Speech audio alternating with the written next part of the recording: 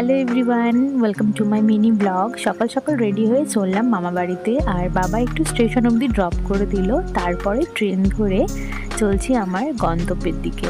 রাস্তায় যাওয়ার পথে একটা কেকও সঙ্গে নিয়ে নিলাম। মেনলি আমার যাওয়া এই জন্যেই, মানে আমার ভাইয়ের জন্মদিন ছিল। তো এই দেখো, যাওয়ার সঙ্গে সঙ্গেই দুজন কত আদর করছে। তারপর মামি একটু পাস্তা বানিয়ে দিয়েছিল, ওটাই খাওয়া দাওয়া করে তারপর দুপুরে লাঞ্চ করে একটু বাইরেটা দেখছিলাম। আর ওয়েদারটা না ভীষণ ভালো ছিল। অনেকটাই জার্নি করে এসেছি, তো বেশ টায়ার্ড লাগছিল, তাই জন্য একটু ঘুমিয়ে নিয়েছিলাম। আর ঘুম থেকে উঠতেই দেখি প্রায় সন্ধ্যা হয়ে গেছে। আর আমার একটা ফ্রেন্ডও বাড়িতে এসেছিল কিছুদিনের জন্য, তো ওর সাথেও মিট করে নিলাম। তো আমরা সবাই মিলে একসাথে ভাইয়ের বার্থডের জন্য বেলুন ফোলাচ্ছিলাম আর অনেক মজা করছিলাম। ওই কথায় আছে না, sudden plans are the best. তো সত্যি তাই, সাডেন প্ল্যান করে আমরা না ভীষণ মজা করেছি।